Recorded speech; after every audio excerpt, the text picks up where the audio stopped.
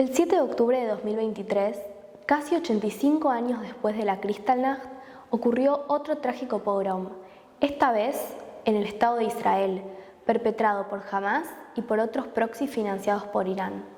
Este día fue el día en que más judíos fueron asesinados luego de la Shoah. Hoy vamos a preguntarnos si el 7 de octubre implicó también un punto de inflexión igual que lo fue la Kristallnacht. El pogromo de noviembre, como dije previamente, marcó un punto de inflexión. Los judíos alemanes se dan cuenta en ese momento que el antisemitismo nazi no era otra etapa difícil del judaísmo a lo largo de su historia, sino que era algo mucho más serio, mucho más grave. Cuando hablamos del antisemitismo contemporáneo, podemos ver una expresión muy marcada y muy ligada a lo que son las políticas del Estado de Israel.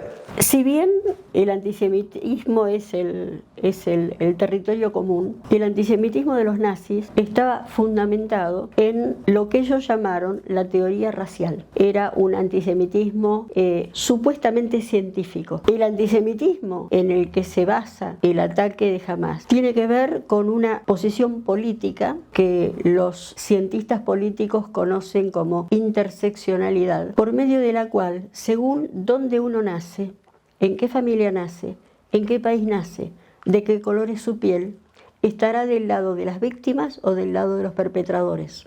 En esta división, Israel quedó del lado de los perpetradores y a partir de ahí se mete todo el contenido antisemita como combustible para todo esto. El nazismo utilizó de una forma muy innovadora la propaganda, para generar por un lado consenso en la sociedad alemana, construyendo por un lado el mito de Hitler y por otro lado la propaganda antijudía, donde para los nazis el judío siempre terminaría cayendo en un estereotipo negativo.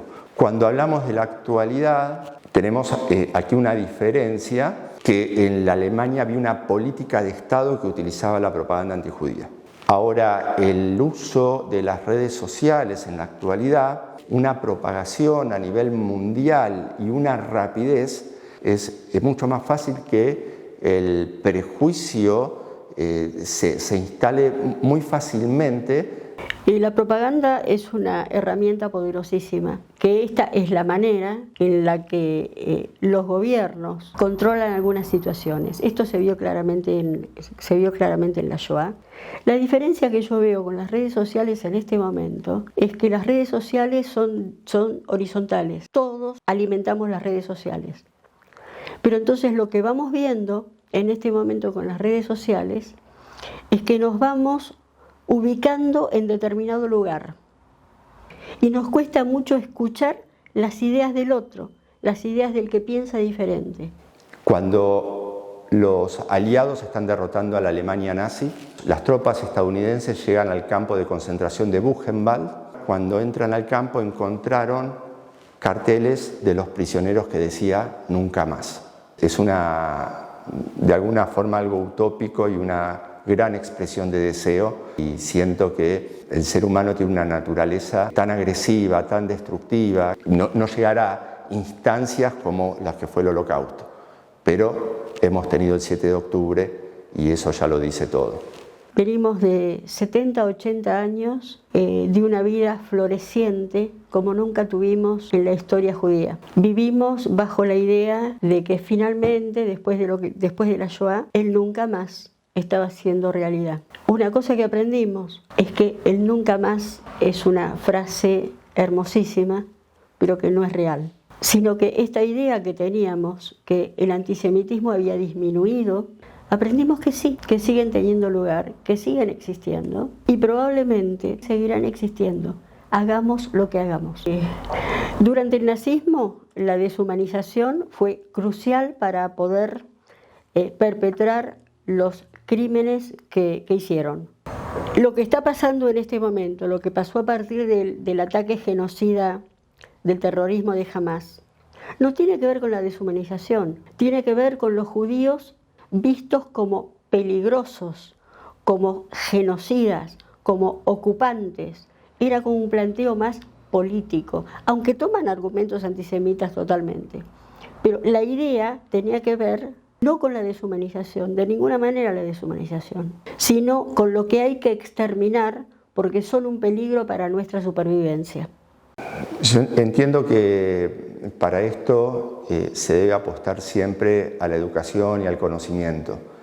Cómo se pueden frenar estas escaladas, cómo se puede romper con los estereotipos o con los prejuicios y por qué tenemos estos prejuicios, ¿no? Y es lo que tenemos que preguntarnos frente a grupos que no conocemos y muchas veces eso pasa por el desconocimiento. Es muy importante saber quiénes somos, de dónde venimos, para poder diseñar a dónde vamos. La memoria es fundamental para esto.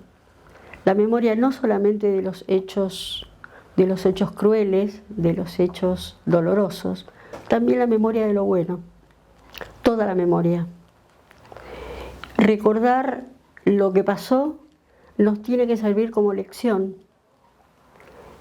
¿Qué aprendemos de lo que pasó? ¿Qué aprendemos de la Shoah? ¿Qué aprendemos del ataque genocida de Hamás? ¿Qué estamos aprendiendo? Una cosa que hemos aprendido es que no estamos a salvo de esto, que siempre tenemos que estar listos para ataques similares. Pero también aprendimos que vamos a volver a bailar, que a los judíos nos encanta bailar, crear, inventar, reírnos, hacerle bien al mundo. Vamos a volver a bailar.